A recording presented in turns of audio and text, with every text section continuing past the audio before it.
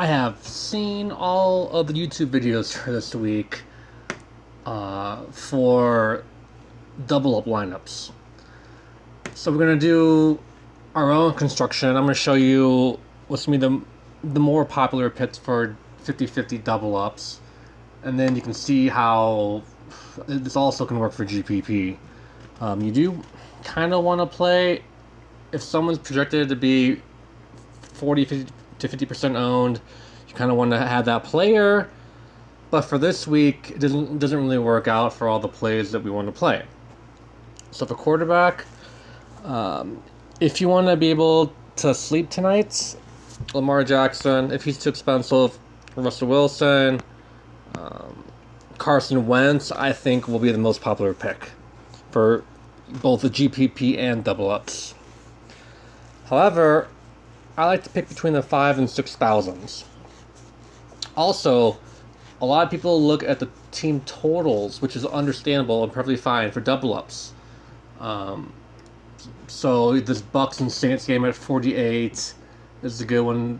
People are going to play. They're going to play the Falcons and Seahawks at 49 is the total for that game. 48 for the Raiders and Panthers. But I'm really curious. I think this Philadelphia-Washington game is really underrated. It's got a total of like 42. I think this potentially can be a shootout. But I'm going to grab the guy. I can't even find him. He's so far down. I'm going to go with probably going to be my favorite quarterback play or most consistent quarterback play this year is Dwayne Haskins. Everyone knows that he had probably a terrible rookie season. We haven't heard anything about him. We haven't heard anything bad about him.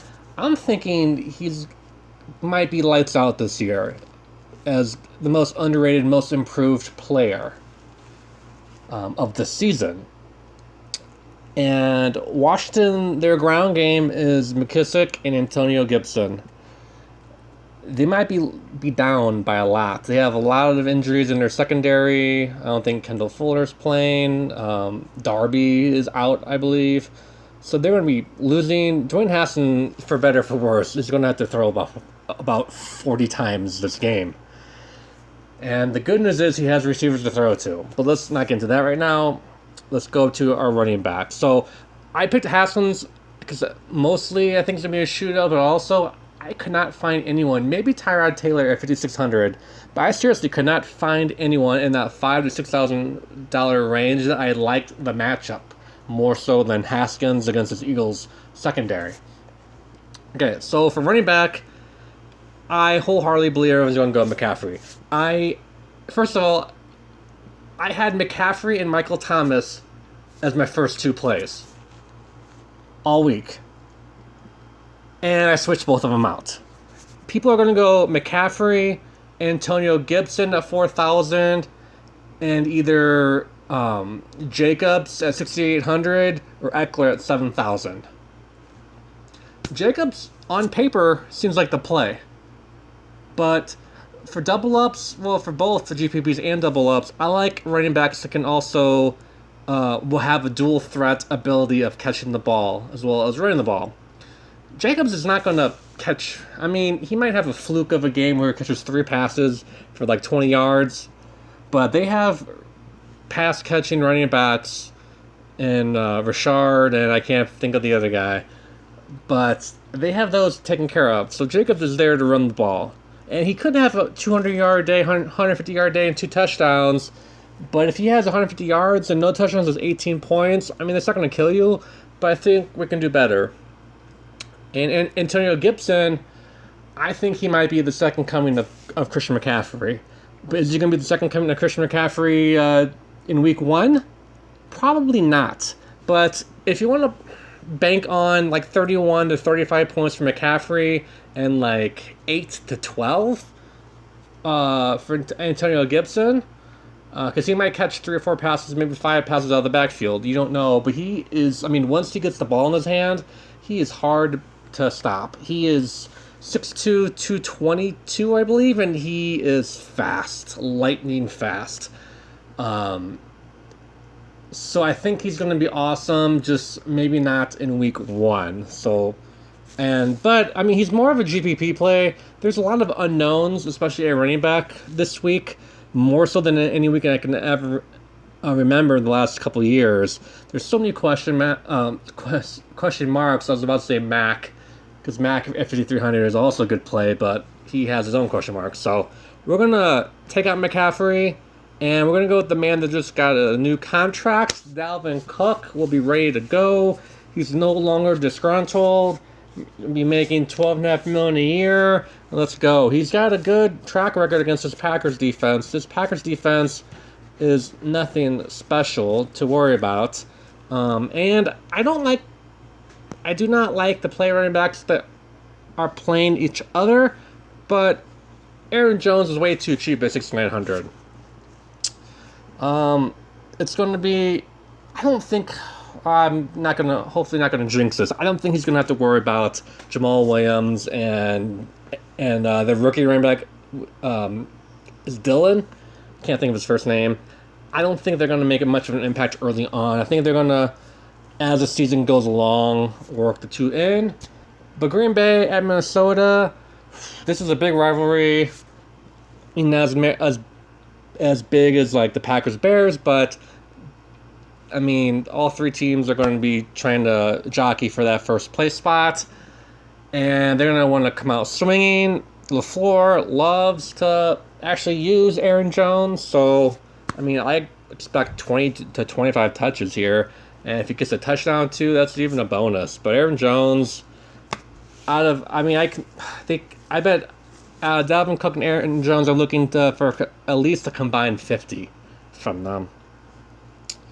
And so my point is, if I'm looking for like at least 50 points from the two of them combined, if McCaffrey has a great game and gets 35 points, would Gibson get 15 points? I mean, McCaffrey might have a 50 game himself. That'd be great.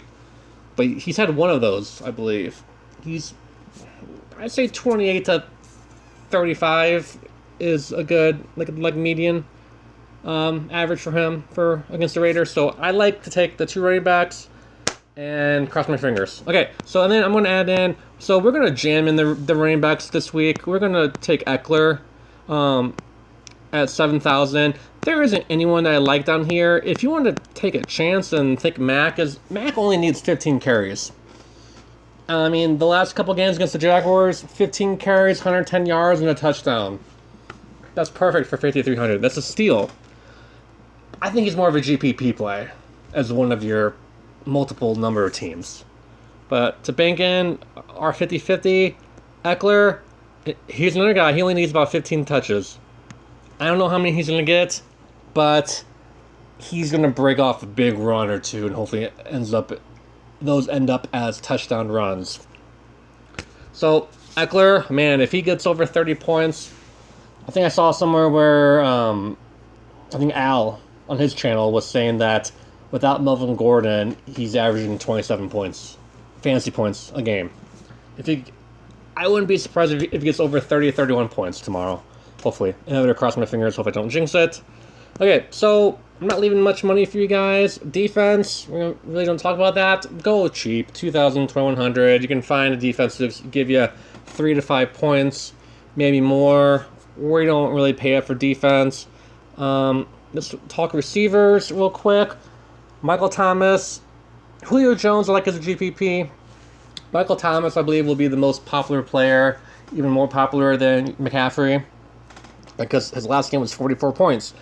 And that's important to base his track record off of the team he's playing, but don't solely play him because he got 44 points last game. He could end up with 17 points.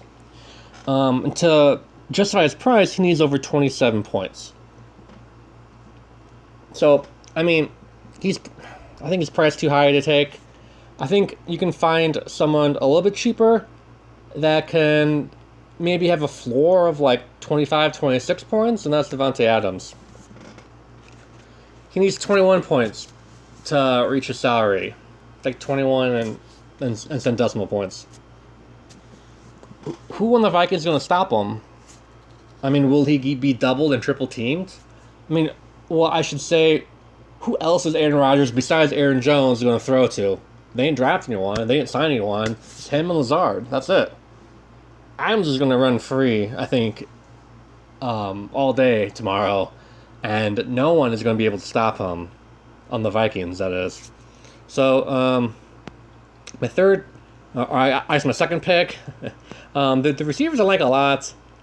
I mean, you can't go wrong with any of these guys, of course. DK Metcalf, I think everyone's going to go DK Metcalf. I like him for my GPP teams. I tried to fit him onto that cash lineup, but it just wasn't working. You really don't need to correlate your quarterback with anyone, with any receivers or tight ends. But I just like McLaurin. I love this matchup. I think Slay is gonna cause people to have not play him, and I almost didn't play him because of Slay. But Slay hasn't been a Pro Bowl cornerback in a couple of seasons.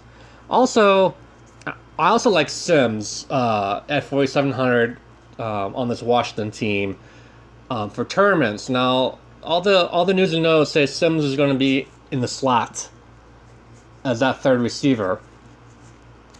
I would think that McLaurin sees some snaps in the slot to get away from Slay.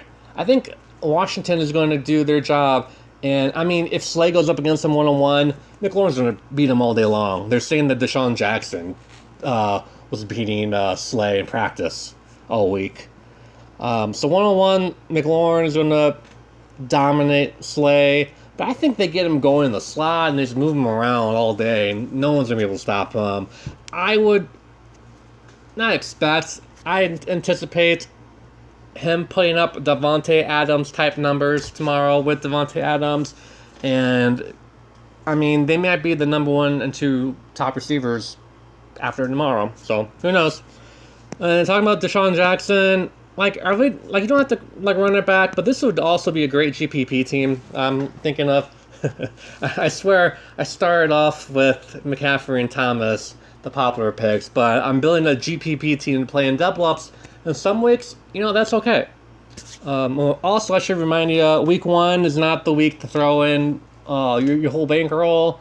Anything can happen in week 1. If anything bizarre happens, it happens in week 1. But just play for fun, and if you make a couple bucks, and double up your money.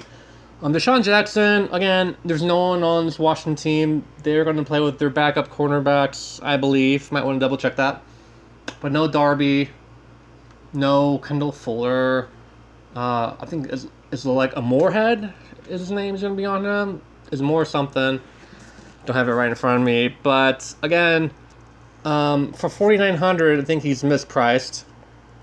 I think McLaurin is mispriced at 5,600. But 4,900, will he get 15 points? I could see him get at least 3 catches for 70 yards and a touchdown. 16 points right there. Don't bank on touchdowns when you put guys in like that. But there's no Alshon Jeffrey. Ertz, I mean, they might as well double team Ertz with 2 guys on him.